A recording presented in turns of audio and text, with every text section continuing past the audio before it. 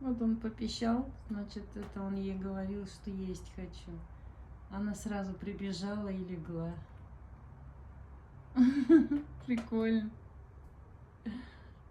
И замерла.